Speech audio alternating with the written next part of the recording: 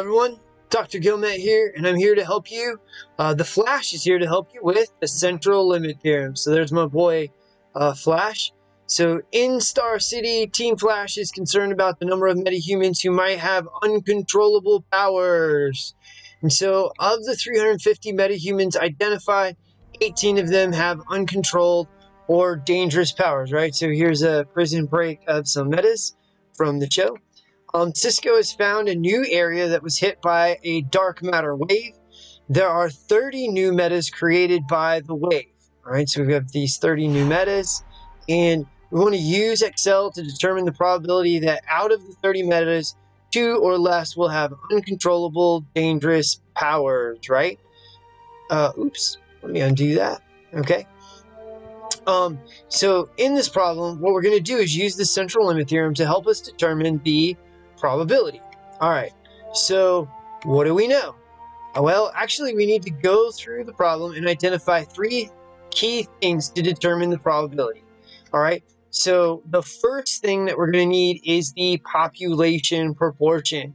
But they don't actually tell us what P is. P is the population proportion. Instead, they tell us that 18 metas have uncontrollable dangerous powers out of 350. So we simply do a calculation over to Excel. So I'm going to pull up my Excel. All right. So here's my population sample. The population sample is 350. That's the total number of metas there were before this new group was found. And out of those, 18 had dangerous or uncontrollable powers, right? So like the black hole meta that they discovered, right? That would be pretty dangerous power. So the population proportion, or P, is simply going to be equal to the 18 divided by the 350. And that's going to give us about 5.1%. All right, but we're going to leave this as a decimal. All right, so now we need the standard deviation of the sample proportions. So this requires the use of a formula. This is on your reference sheet. This is on the internet. Okay, and so the standard deviation of sample proportions is equal to, and you'll notice we already have P, and it's P times 1 minus P. Some books will have P times Q, all divided by N. Okay, we can see we need a sample size, but which one? So the sample size is the one for the new group of 30. We should not use the 350 because that is the population size and not the sample size. Please note, capital N is used for sample size and lowercase n, population size, and lowercase n is used for sample size. Okay, so that's really important to pay attention to. So now we're going to enter the sample size and allow Excel to calculate this formula up here.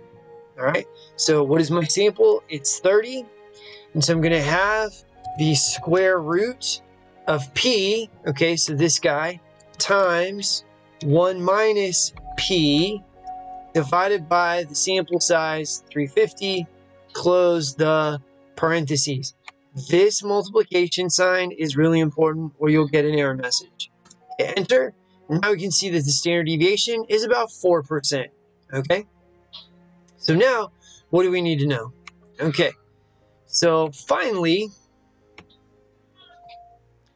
we're going to need to find the sample proportion. So this is going to require the formula because they didn't give it to us, okay?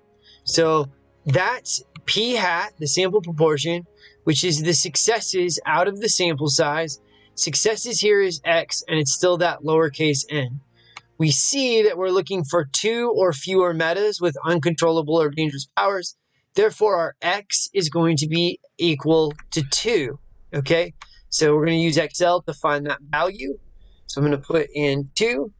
And then, of course, P hat is simply going to be the 2 divided by the sample size, right? N. So X divided by N is going to give us 0.067 percent. 0.0667, something like that. All right. So now we're ready to calculate the probability. Okay. Now we can enter the 3 values you found into an Excel function to determine the probability. All right. And the function we want to use is the norm.dist distribution. Okay.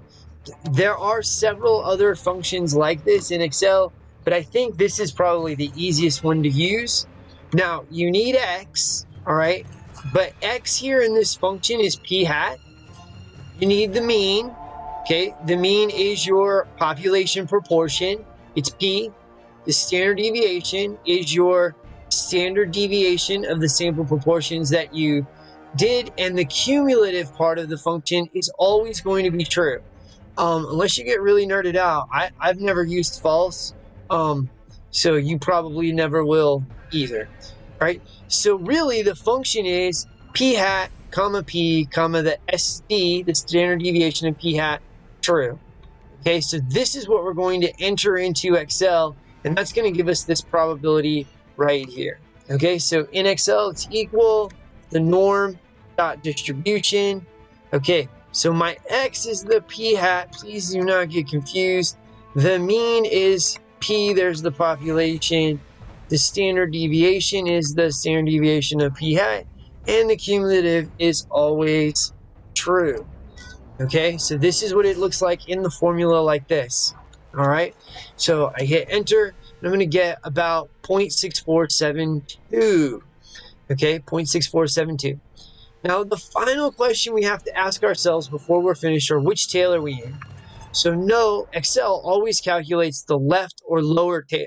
So it looks like this. The normal distribution, here's my p hat, it's going to the left, and I get a probability that x is less than 0.0067, is 0.6479, right, rounded. Okay, so you're in this left tail. Now, in our problem, we have less than 2. So then we are in the left lower tail and no other corrections are needed. If you did have greater than and you're in the upper right-hand tail, you would need to take 1 minus the value. So here, if we had a right-hand tail, it would be equal to 1 minus the probability, okay? And if you had 2 tails, you would want to do 2 times the smaller of the probabilities. 0.35 is smaller, so I would use that one, and you would get 70%. So this probability is for the left or lower tail. This one is for the right or upper tail, and then this one is for 2 tails.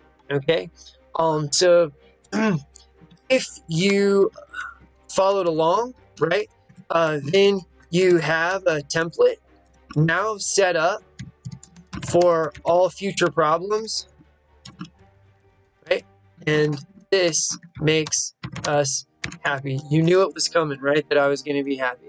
If you like this video, please like and subscribe. I want to be able to bring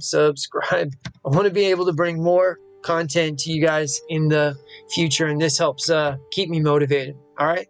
Thank you.